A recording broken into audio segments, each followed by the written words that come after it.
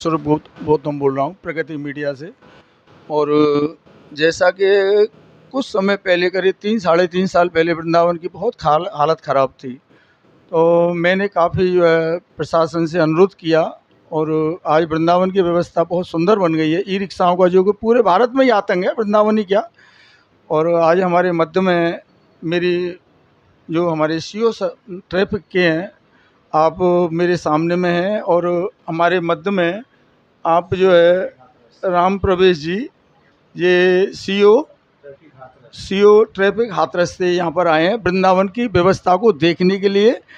तो जैसा कि वृंदावन के अंदर में बहुत आतंक है, वृंदावन में ई रिक्शाओं का कुछ हल्का हुआ है जो है, और आगे अभी कार्तिक मास भी आने वाला है। इसके बारे में आप क्या कहेंगे और अभी आप वृंदावन की व्यवस्था से कैसा महसूस कर रहे हैं? वृंदावन में जो ई रिक्शा की व्यवस्था है वो 4 रूटों में विभाजित की गई है और वर्तमान समय में जो कुछ कमियां थी हम लोग उसका दूर करने का प्रयास कर रहे हैं। और उससे प्रेरित होकर आपके सामने साक्षात प्रमाण है, सीओ ट्रैफिक हाथरस से उनके एसएसपी सर ने भेजा है कि आप जाके वहाँ जो एक अच्छी व्यवस्था चल रही है उसको देखें और हाथरस में लागू करें। कि वृंदावन की जो यातायात व्यवस्था को देख करके हमारे जो हाथरस के कप्तान साहब हैं उनको बहुत ही प्रभावित हुए हैं वृंदावन की व्यवस्था से, और हमारे सीओ ट्रैफिक के जो हाथरस हैं उनको वृंदावन में यहाँ की व्यवस्था देखने के लिए भेजा है।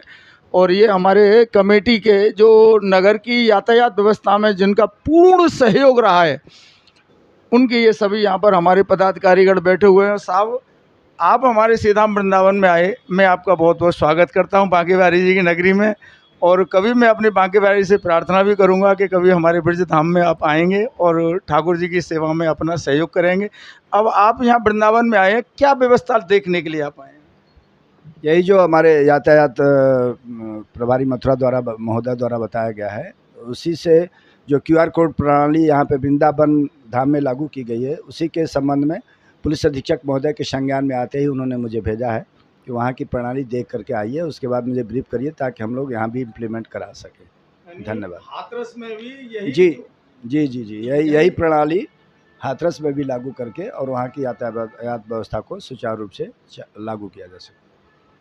जैसा कि आपका विचार बहुत सुंदर लग रहा है और यहाँ की वृंदावन की व्यवस्था को देखते हुए काफ़ी उत्तर प्रदेश के अंदर में ये चर्चा का विषय बना हुआ है कि वृंदावन में जो यातायात व्यवस्था को जिस तरीके से चालू किया गया है, इसके विषय में हमारे मध्य में जो सीओ ट्रैफिक धर्मेंद्र जी बैठे हुए हैं, इनके पास काफ़ी चर्चाएं होती हैं, अधिकारियों से फ़ोन पर भी वार्तालाप होती है। जैसा कि मैं काफ़ी देर से यहाँ बैठा बैठा सुन रहा था आपकी चर्चाओं को, और आप भी चाह रहे हैं कि यहाँ की व्यवस्था को देखते हुए बाहर में भी यही व्यवस्था लागू हो। ऐसे हमारे जो PSI महोदय हैं ट्रैफिक के प्रभारी वृंदावन के, और ये यातायात व्यवस्था को इस समय बहुत ही ज़्यादा मेहनत कर रहे हैं। मैं काफ़ी समय से इनसे देखता हूँ कि आपके द्वारा प्रयास बहुत किया जाता है कि मैं वृंदावन की ट्रैफिक व्यवस्था को चला, यानी एक वर्दी का भय दिखाना बहुत ज़रूरी है। चाहे भले उसको सीज करो या चालान करो या जो भी करो, परंतु एक वर्दी का भय दिखाना इनके लिए बहुत ज़रूरी है, क्योंकि वृंदावन के अंदर में और ट्रैफिक की जो ई रिक्शे वालों का भारी आतंक है।